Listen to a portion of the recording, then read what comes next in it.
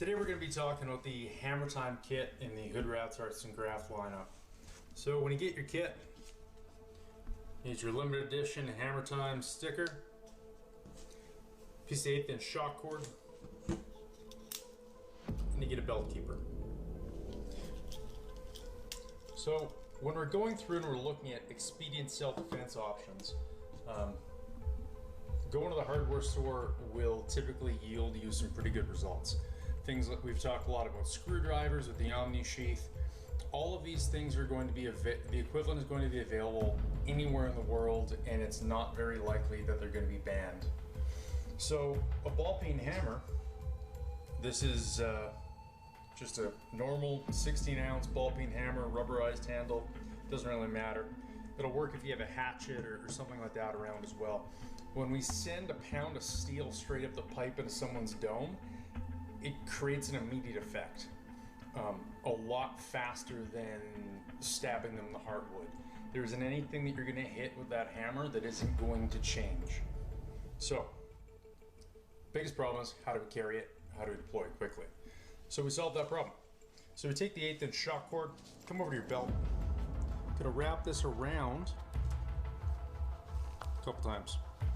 Okay, so we're in here, great. Easy peasy. I like reef knots, but it really doesn't matter. Okay, we're using the shock cord because it allows you to get a certain amount of tension and there's a little bit of shock absorption. So as it's here, snaps go on the outside, male portion goes on the inside. Slide it through. You want to have it so it's going to be positioned like this. I'll typically take this knot and move it so it's around on the back side so that this doesn't interfere.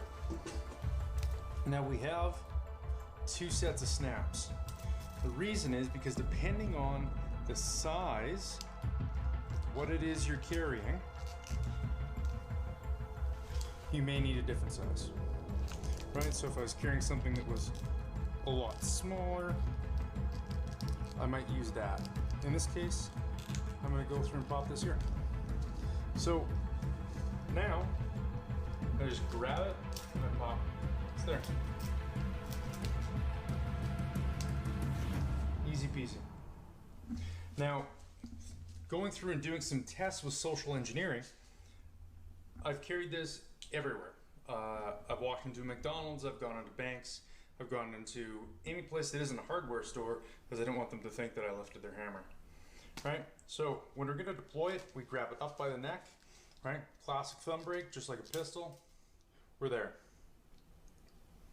When we want to go through and transition to a grip further down, we just pull it in to the body, and it lets us choke up. Now, when we're in here, this comes up, right?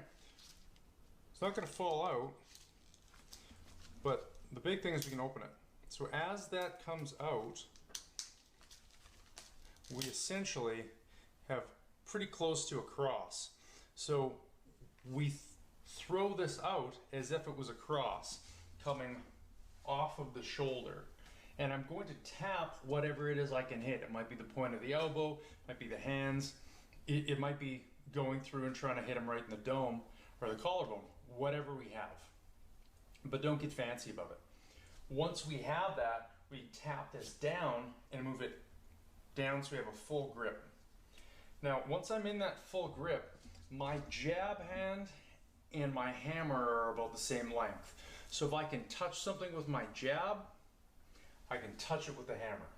If I can touch it with the jab, I can touch it with the hammer.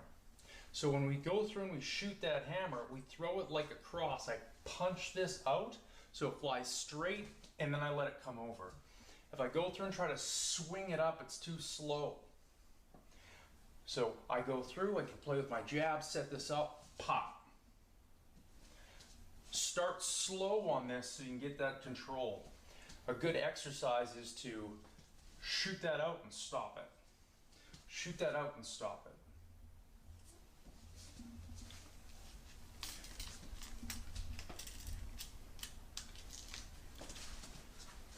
We have a few more videos in the works for you. Stay tuned.